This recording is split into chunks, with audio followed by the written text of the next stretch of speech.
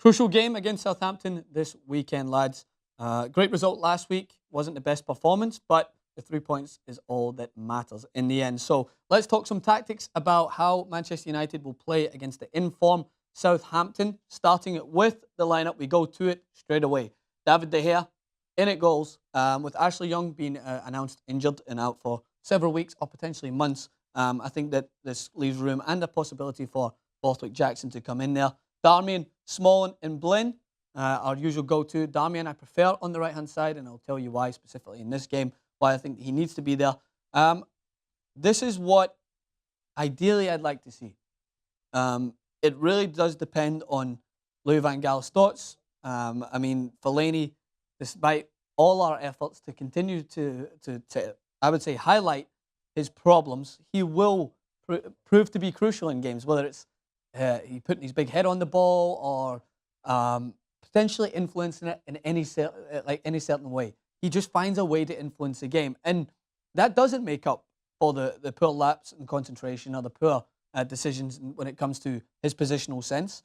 But that's what Louis van Gaal sees, I believe. He sees that he was there, he headed the ball off the bar, which Wayne Rooney put into the back of the net, and that's enough to continue to allow him to start and to play. But one thing that can be done is putting Herrera into that central midfield role, dropping him a little bit deeper, which I know many of you guys stated in the comments. Do read the comments. There's some good insight into that. So I think the decision is to drop Herrera a little bit deeper and put him in there. I know many of you guys in the comment section stated this before, and I did read the comments there, and I think that's a good decision. I stated this way back when I wanted Herrera to play in there because it allows him to be useful, arriving late into the box. He's not as easy to pick up as he would be in the hole, and that's where Herrera can be influential.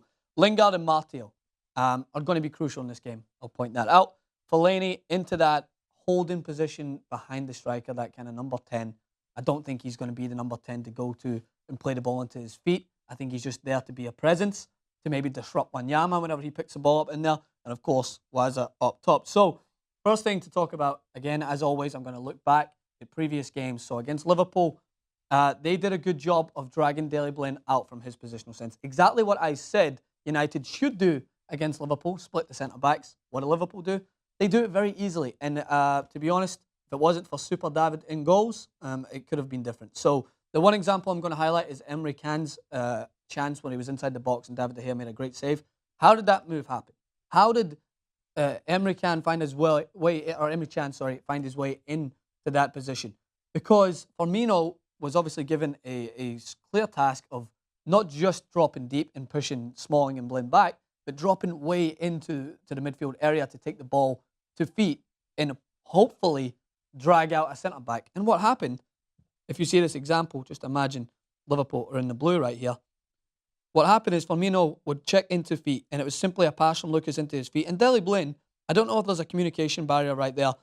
All he has to do is pass that on to Schneiderlin. All he has to do is a quick call, and he can backtrack into his position and be stable. But what happens is he follows him in here. He literally does this big loop and run. Daley Blind just follows a man that all he's going to do is pick the ball up and lay it off. This is schoolboy defending, boys. This is it. This is what I was taught at 11, 12 years old. You don't follow your man into that unless you're sure you're going to either win the ball or take him out and give away the foul. That's what the ultimatum was given to me way back from an angry Scottish coach, which, I mean, at this point, I think anyone would take an angry Scottish coach, am I right? Anyway, but in doing so, you either give away the foul, and yes, it's not ideal, but you don't leave that massive gap open. So what happens is when he follows that run, this allowed for Emre Can, who was in this position, to just make this run in behind. And he was so easily finding his way into our box. It's all because that simple movement. And the reason why I'm bringing this up, Shane Long is one of the shiftiest players, I would say, when he plays up top. He's going to make those runs in behind, but he's also going to check deep. And why is he doing that recently? Why is Southampton unbeaten in the last 2 games and not conceded a goal? Shane Long's on form, and he's partnering with Mane. Mane is now a central attacking midfielder. He's not playing out in the wing the way I previously talked about in tactics, where he would take people one-on-one, and the exact thing happened, which I predicted. He's now playing a little bit more central. So when Shane Long drops deep, that allows this space for Mane to try and drift in behind. And he's dangerous when he's in there. And then what happens when they take Mane out? They put in Tadic, who's scored in his last 2 games. He's come off the bench, both against West Brom and Watford, and he's scored.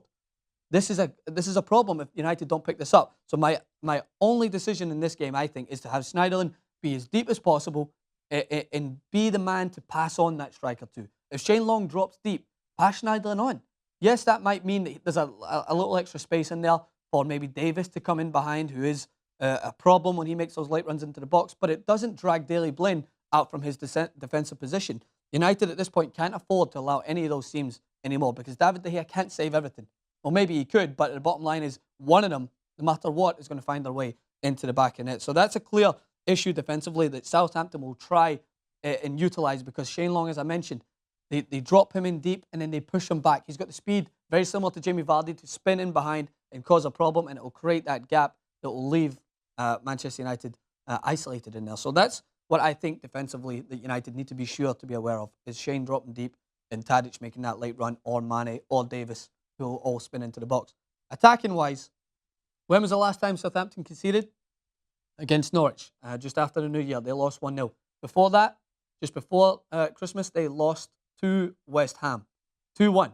Where did all those goals come from? Specifically, the one against West Ham and one against Norwich is from wide areas taken on the man.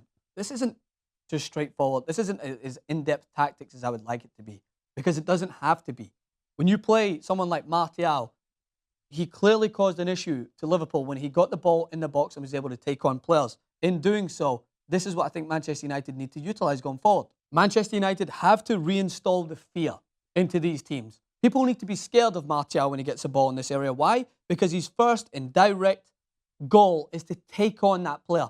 Take him on, and even if you don't get by him, you force him to backtrack. You force him to second guess what his decision is going to be. Southampton plays Soares at right back, and he consistently may be caught out from a weak side pass. How is he caught out from a weak side pass? Because his thoughts are on his opposition fullback and what's going on over there. So what happened against West Ham and what happened against Norwich is the ball was fanned out in a wide area, and the Norwich player took on Southampton fullback, forced him into his own box. And what that does naturally is that it means that every defender tucks in to try and counteract that, and it's a quick switch in behind. And before you know it, Soares, who I'm going to point out in this game, maybe he's watching, and maybe he's going to shore up this part of his performance, but he's caught ball watching. He doesn't notice the weak side man coming into the back post. I always talk about this. Write it down, send it to Louis van Gaal in a postcard, because this is what he needs to realise. Weak side marking is not the strongest suit for Southampton. It's where United will score a goal. If you get Lingard on the ball, you get him taking on a player, and you throw forward Darmian to flood the flank, get it wide, then you switch that ball quick, because Soares is not the sharpest in watching that run behind him. They have got away with it in the last two games. I've watched them. I watched this game. I knew this tactics video was coming, so I studied this to make sure. I don't want to come in here with all guns blaring and you guys call me out saying that's not how it works. As far as I know, this is an accurate weakness in Southampton's play, and I think that this is why I want Martial playing on the left, because he's comfortable taking players on, and he'll make Soares second guess whether or not he's going to step to him or whether or not he's going to drop deep, and that will allow Manchester United to push Southampton back into their own box and take advantage of that ability. So, in short, that's why I want to play Herrera in here. Because Herrera, as I've mentioned many tactics videos before, is far better at getting the ball. I'd rather Herrera get the ball in here than Fellaini, meaning I would rather Fellaini get the ball in here, where if he loses it, it's less damage. Get Herrera in the ball there. He's quick to get it out to Martial's feet. I mentioned this about Barcelona before. Why was Neymar, when Messi was out injured, getting the ball a lot more? Because there was less steps there. And I'm not saying that Barcelona with Messi in are any worse, but when Neymar would get the ball wide, he would have 5, 6, 7 steps to take on his man, because he's got that direct pass. As soon as Busquets gets it, it's out wide, and Martial takes on the man. That's what Martial has to do in this game, because I tell you right now, Soares is a very small but still distinct enough weakness in that Southampton team, enough to push Manchester United over the finish line. Let me know what you guys think. As always, I love to be on Full Time Devils talking some tactics. During the game, I'll be live tweeting, so make sure to hit me up on Francis_Maxwell over on Twitter. Come over here at TYT Sports. We're talking tactics ahead of the London derby, Arsenal versus Chelsea. If you want to check that out, come over here and see it. Right, guys, we are going to have a quick transfer debate. We have got Drinkwater, McCullough and Howson with us. We're going to be talking about if we're going to sign anyone, who we're going to sign, what's going on in January. So the first question is, will we sign anyone? Mac?